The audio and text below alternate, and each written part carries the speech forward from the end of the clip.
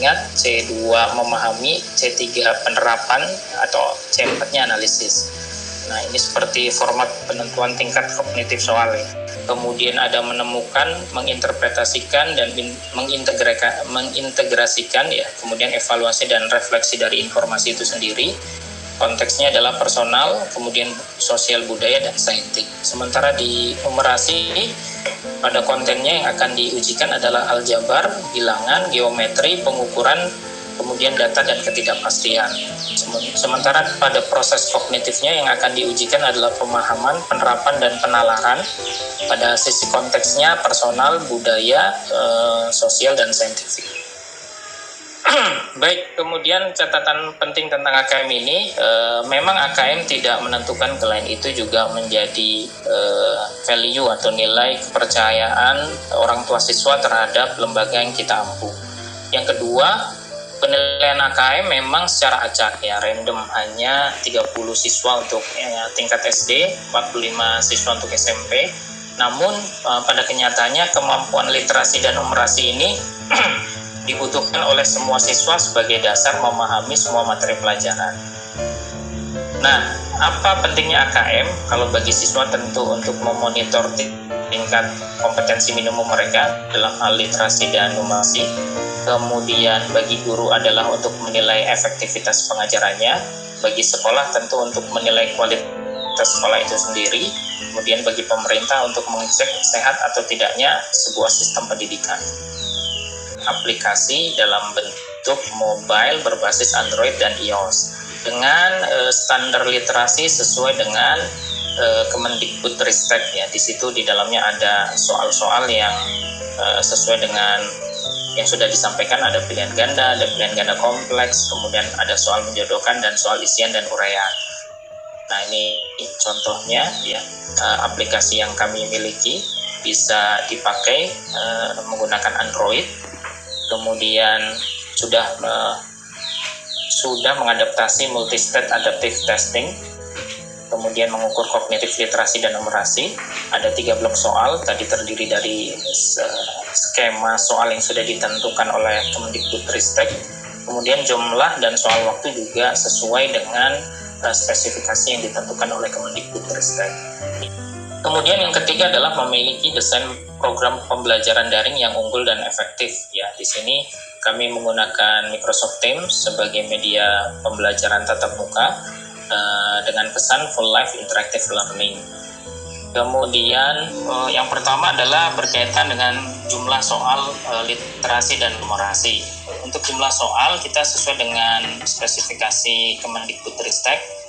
Untuk literasi ada 36 soal dikerjakan dalam waktu 90 menit, kemudian untuk numerasi juga 36 soal dikerjakan dalam waktu 90 menit. Nah, nanti soalnya itu bentuknya adalah ada blok-blok soal, ada 3 blok soal. Jadi ada blok 1, stage 1, stage 2, dan stage 3.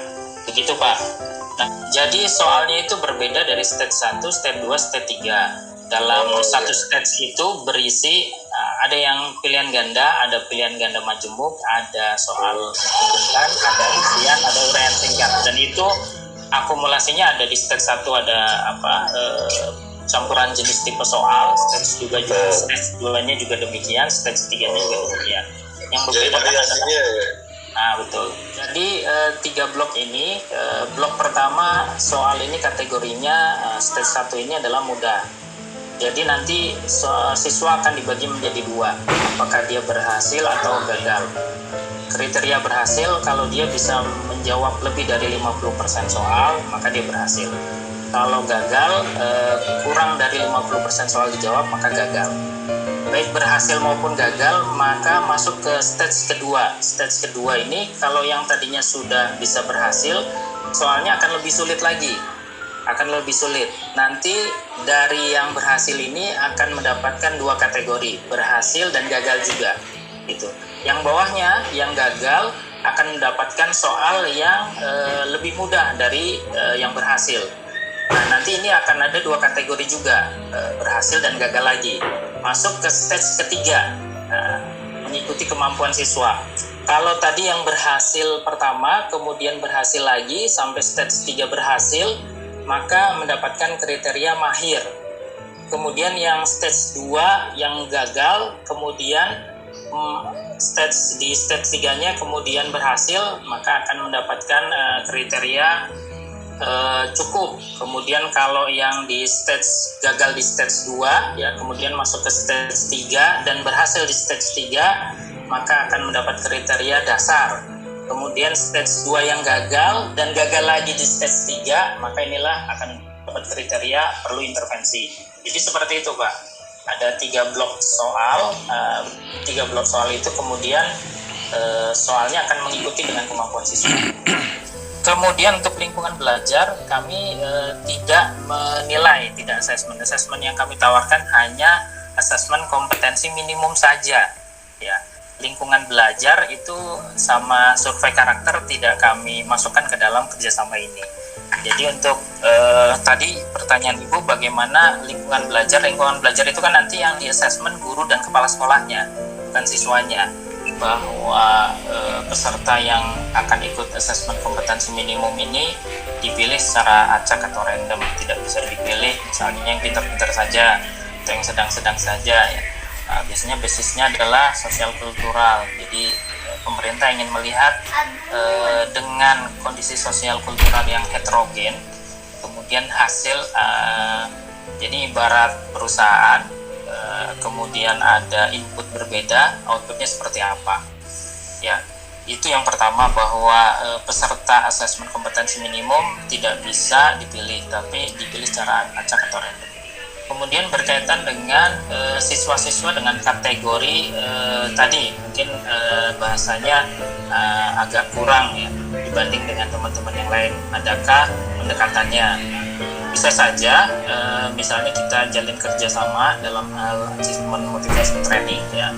Ini juga kita kumpulkan ke siswa-siswa dalam kategori lemah tadi agar punya goal setting ya, agar punya semangat apa sih yang ingin mereka tuju. Biasanya kita punya produk layanan ya untuk mendeteksi kemampuan siswa. Jadi memang Pak, benar Pak, itu dibagi menjadi 2, literasi dengan numerasi. Nah, literasi itu titik tekannya kan berbeda dengan numerasi. Nah, maksud saya emang Pak, soalnya itu berbeda antara literasi dengan numerasi, itu berbeda Pak. Jadi memang jumlah soalnya itu ada, kalau di BP itu ada 60 soal Pak. 36, 72 ya, berarti 72 ya? Harusnya 72 harusnya. 72 ya, sekitar segitu Pak soalnya. Jadi bukannya 36 itu soal yang sama, ada soal literasi, ada soal numerasi gitu.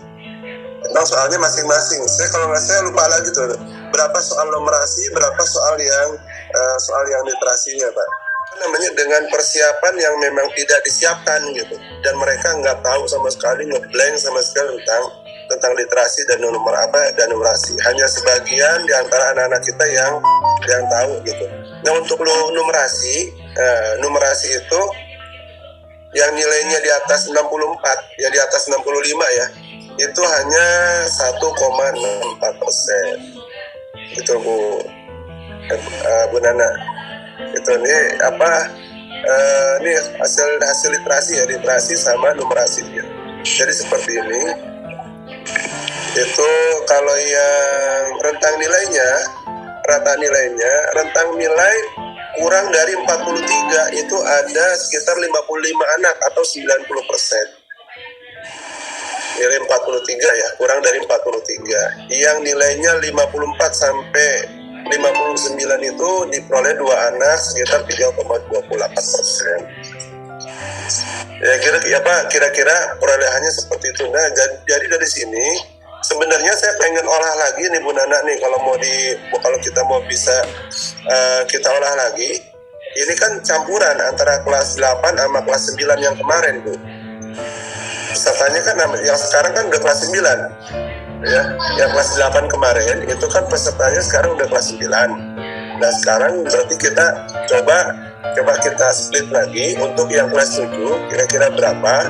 Nah, itu bisa kita jadikan sebagai bahan buat evaluasi kita. Jadi sebelum sebelum kita berikan bimbingan ya, sebelum kita berikan bimbingan nih, kita drill soal-soalnya, kita berikan latihan, itu nilainya dapatnya sekian persen gitu ya. Nah, misalkan dapatnya 9, ya ada 55 siswa yang nilainya kurang dari 43. Nah, kalau misalkan nanti setelah kita berikan ini, kita bisa kira-kira perolehan kita berapa persen. Nah, itu bisa kita jadikan sebagai bahan buat buat evaluasi kita gitu, Bu Nana.